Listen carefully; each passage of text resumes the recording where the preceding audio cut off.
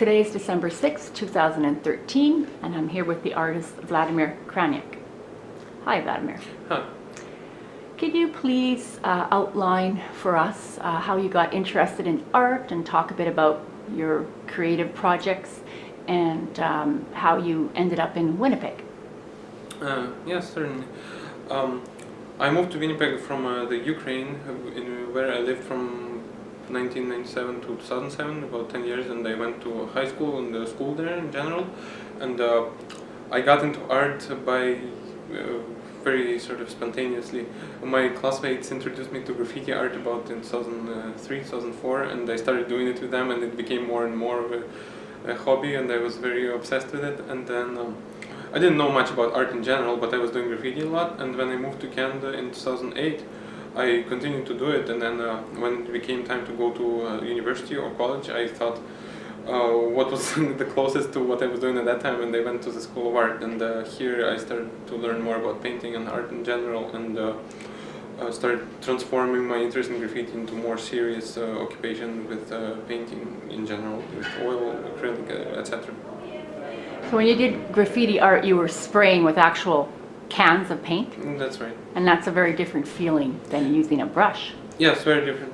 Yes. Yeah. So I find the brush to be much more specific and precise and very, in many ways, powerful, much more powerful instrument. But of course, spray painting is suitable to some other needs that I can use even today. Still, like I still use spray paint sometimes on certain paintings that require that sort of effect that I want to achieve. But often-wise, I use oils mostly. No. Now the mural that we're talking about is a very long and very large mural. Some people might say that it's not such a large leap from doing graffiti. I'm assuming you did graffiti on buildings, maybe on train cars, I don't know, to doing a large mural painting. Can you speak a bit about that? No, actually it's quite a huge leap from doing graffiti, because in graffiti basically, even just on a very obvious level, like the level of detail and the level of planning and the sophistication is very, very different. Like while graffiti sometimes, especially legal graffiti, when you have lots of time to do it, you can have that planning part is big, but still it's nowhere as big as in this more like painting that I did in the tunnel here. And nonetheless, graffiti influenced, and the technique played a big role in this piece, because I was doing, like, as you know, this piece is 230 feet long, and it's very hard sometimes to do very long lines with the brush and to use just regular acrylic paint. So often-wise I would use the spray paint and tape and to do very long and smooth lines, or like very smooth transitions, or if I wanted to create a sort of very smooth blur in a big like blending, a very big blending, or like a transition in a very atmospheric sort of sense, like with transparent colors, I would need to use spray paint a lot. So graffiti influence, it still shows in this mural, but in terms of subject matter or in general sort of graffiti, it's not that. Yes. Now the mural itself depicts many different scenes. You can almost maybe read it as a narrative. I noticed that there's a cathedral in the center of the piece, and it's kind of breaking apart with these tentacles, and then there's a light in the middle. Is that, I'm assuming, is the focal point of the mural? Yes, it's a focal point of the mural. When I was starting to do it, I realized that the best choice for that very long wall, and it's very untraditional shape, like I figured I would do something of a central composition, and that central composition connects to everything else that unfolds itself from the center towards the end of the tunnel. So at the center you can see this symmetrical, big, large central element, and this is very much where the mural sort of comes in. Like you can sort of guess the subject matter, that like this source at the center that sort of, you can see this like this spiral, and this like it produces this energy that creates all these forms around it, and they unfold more and more, and they go from scene to scene in the narrative, and like they're all different, and they're continuously in motion, flowing, but some are very specific and precise, some are very blurred, and then you can see they are in the movement. So it's all interrelated, and the whole idea of the mural is like this whole interconnectedness of like seemingly random elements, but at the same time they were all born of a single source. And Yes. Does the dome have any specific significance? Was there a specific church you were thinking about that you know from your I wasn't past? thinking No? any specific. Definitely was not thinking No. of any specific church. But you like the shape of that Yes, I building? like the shape of that, and then it's sort of as a metaphor, of the dome that was inspired by, say, paintings by Baroque artists, and even like the late work by Salvador Dali too. Like he has that.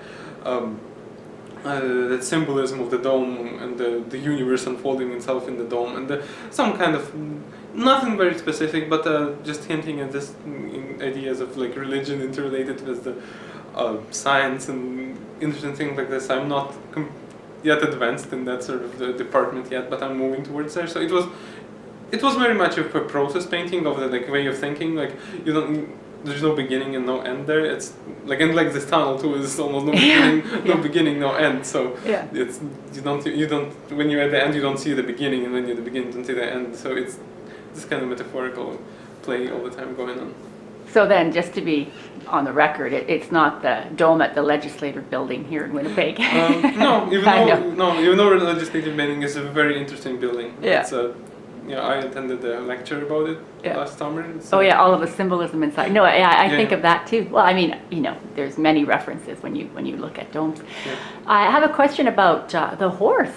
I know there's a horse in the mural. Does it have any significance, or how did that horse get there?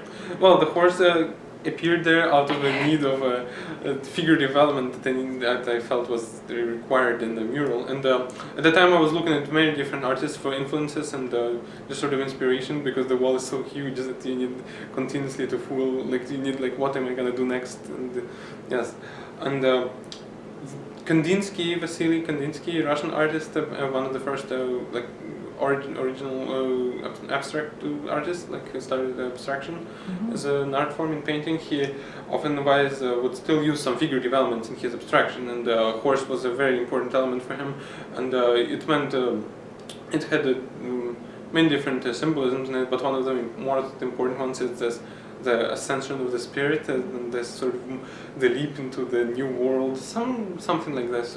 And I felt that if I'm gonna add a figure development in this sort of this context of this source of energy and this universal sort of movement and the variety of forms and things like this, I thought I would I was drawn to this element at the time, and I decided to add it there. Yeah, and energy, as you said previously, seems to be a reoccurring theme in your work. It's very important. Yes. Yeah. Because like ultimately the energy finds the way into my work all the time. It's because the ultimate urge to do art, I think, is the energy that you have in yourself that you project into something. I think without the energy, without this sort of like the urge and this you almost can't not do it. And I think this is the subject of the work itself, that the art without this kind of life energy is not possible, and the genuine sort of the impulse to do it, and this energy finds the work into the subject matter itself. And you're putting your own energy into this work, and I think when the viewers walk by the mural, they can really feel that energy. Yes, and you can feel. I know I do. You can feel it on so many different levels, like even this in the motion of the elements, or the sort of energetic, like even the brush strokes you can see, and like in painting itself, like I think you inevitably transition that energy to the surface by even the fact that you apply the brush to the wall with different pressure on it, and you scrape the paint, you move around the paint, you put and then especially in such a big mural, it's very physical too. Like it's a physical energy. Like you have to stretch out your hand very far, and you work hard. Like you're almost working on something, not art, but like some kind of like you building something, you're making a table or something, like a physical job, like construction almost. Like you have to, like you're getting physically tired at the end of the day by doing such a big work. So energy comes in into the mural on so many different levels. Yes, yeah.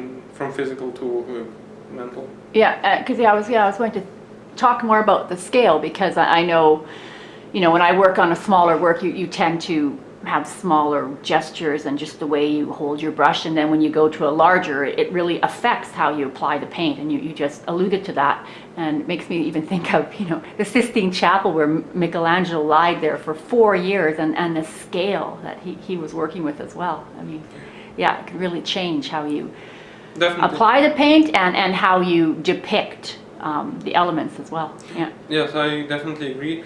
And at the same time, of course, the elements are you have to make things much bigger on such a large scale. Yeah. But at the same time, I wanted to keep the same kind of level of detail that I did in the smaller works, and that was very much of a priority, and that's what made the mural hard to do, because I want to still keep that preciseness very often, and that exactness and like the amount of detail that I used in the previous mural that I did, even though it was 10 times smaller.